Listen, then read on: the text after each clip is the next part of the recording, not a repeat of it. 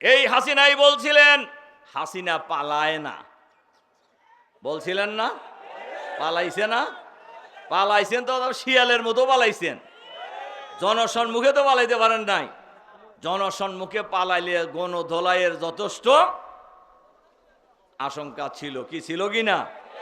শেখ হাসিনা পালিয়ে গেছে, শেখ হাসিনা নাই, শেখ হাসিনা চলে গেছে, শেখ হাসিনা পালায় না।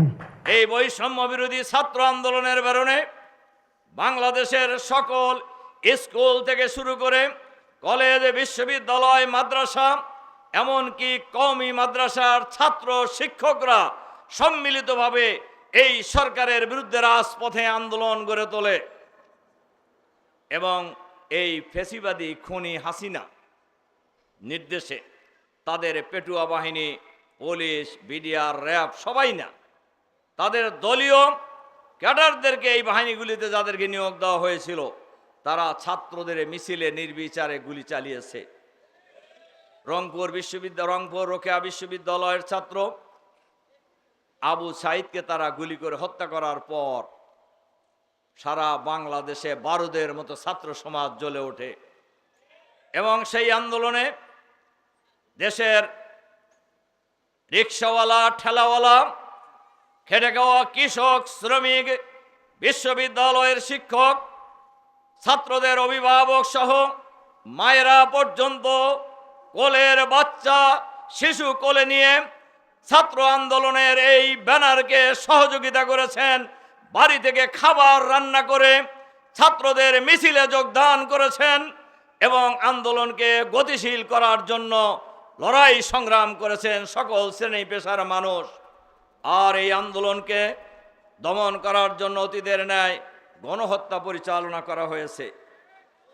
এই গণহত্যা চালানো হয়েছে, এরপরেও এই আন্দোলন থামেনি।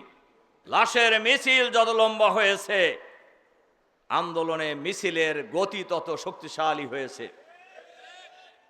সম্মানিত সুধীমণ্ডলী, ভাই এবং বন্ধুগণ, এই আন্দোলন দমন করার জন্য গণহত্যা চালানো হয়েছে, ইন্টারনেট বন্ধ করে দেওয়া হয়েছে, কারফিউ জারি করা হয়েছে, কিন্তু বাংলাদেশের ছাত্র সমাজ কারফিউ ভেঙে, সেনাবাহিনীর ব্যারিকেড ভেঙে সামনের দিকে এগিয়ে গিয়েছে এবং সমস্ত লাশের মিছিল দীর্ঘ থেকে দীর্ঘতর হয়েছে। ঢাকা মহানগরীর অলিতে গলিতে লাশ পড়ে থাকতে দেখেছে।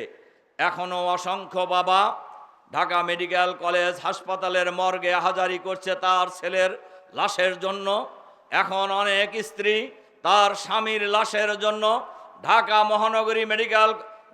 মেডিকেল কলেজ হাসপাতালের মর্গে অপেক্ষা করছে তার স্বামীর লাশ একবার এক নজর দেখার জন্য। এই লাশ আর হয়তো কোনোদিন তারা দেখতে পাবে না। এই লাশকে গণকবর দেওয়া হয়েছে। এই খুনি ফ্যাসিবাদী হাসিনা সরকার হাজার হাজার মানুষকে হত্যা করে এই রক্ত পিপাসু হাসিনা ক্ষমতায় থাকতে চেয়েছিল, কিন্তু ছাত্র জনতার আন্দোলনের মুখে 5ই আগস্ট শেখ হাসিনা পদত্যাগ করে বিদেশে পালিয়ে যেতে বাধ্য হয়। এই হাসিনাই 3 দিন আগে জামাত শিবিরকে নিষিদ্ধ করেছিল। এই আন্দোলন করার অপরাধে এই হাসিনাই বলছিলেন হাসিনা পালায় না, বলছিলেন না? পালাইছে না? পালাইছেন তো শিয়ালের মতো পালাইছেন, জনসম্মুখে তো পালাইতে পারেন নাই। জনসম্মুখে পালাইলে গণধোলাইয়ের যথেষ্ট আশঙ্কা ছিল, কি ছিল কি না? সম্মানিত ভাইরা আমার, এই জন্য আজকে যারা জীবন দিয়েছেন, শহীদ হয়েছেন, আমরা মহান আল্লাহ তাআলার দরবারে তাদের শাহাদাত কামনা করছি। আল্লাহ তাআলা যেন, আপনারা অনেকেই বলছেন যে মারা গেছে, নিহত হয়েছেন, কথা সঠিক না। ওয়ালা ইয়াহসাবান্নাল্লাযীনা কুতিলু ফি সাবিলিল্লাহি আমওয়াত বাল আহইয়াউ ইনদা রাব্বিহিম ইরযাকুন। যারা হকের জন্য লড়াই করেছে, অন্যায়ের বিরুদ্ধে লড়াই করেছে, আল্লাহ তাআলা তাদেরকে মৃত্যু বলতে নিষেধ করেছেন। তারা জীবিত, তারা তাদের রবের পক্ষ থেকে রিজেক্ট পেতে থাকে, সুতরাং তারা জীবিত।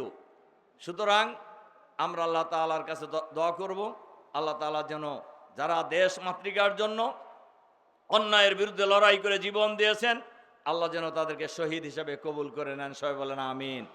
আর যারা আহত হয়েছেন, পঙ্গু হয়েছেন, আমরা তাদের সুস্থতা কামনা করছি, আল্লাহ তাআলার কাছে দোয়া করছি, আল্লাহ তাআলা যেন তাদের অতি দ্রুত সুস্থ করে দেন। আর সবশেষে যে কথা বলে আমার কথা শেষ করতে চাই, এই ফেসিবাদের প্রেতাত্মা যেখানেই থাকুক না কেন, তারা উৎপেতে আছে সমারার জন্য, সবল মারার জন্য। এদেরকে বাংলাদেশের গ্রামে গঞ্জে নগরে বন্দরে বাংলার প্রতিটি প্রান্তরে প্রতিরোধ করে তোলার জন্য প্রস্তুত থাকতে হবে। আর যেন কোনো স্বৈরাচার বাংলাদেশের মানুষকে জিম্মি করতে না পারে, এজন্য দেশের মানুষকে সতর্ক থাকার জন্য, ঐক্যবদ্ধ থাকার জন্য, দল মত নির্বিশেষে, জাতি বর্ণ ধর্ম নির্বিশেষে ঐক্যবদ্ধ প্রতিরোধ গড়ে তোলার জন্য প্রস্তুতি নেওয়ার আহ্বান জানিয়ে আগামী দিনের বাংলাদেশকে একটি সুন্দর বাংলাদেশ, সুখের বাংলাদেশ, সমৃদ্ধির বাংলাদেশ, আধুনিক বাংলাদেশ, ইসলামের বাংলাদেশ হিসেবে গড়ে তুলেই আমরা এই সকল হত্যাকাণ্ডের বিচার করব ইনশাআল্লাহ। এই প্রত্যাশা রেখে খুনি হাসিনার ফাঁসি দাবি করে আমার বক্তব্য এখানে শেষ করছি। আল্লাহ হাফেজ। আসসালামু আলাইকুম ওয়া রাহমাতুল্লাহি ওয়া বারাকাতুহু।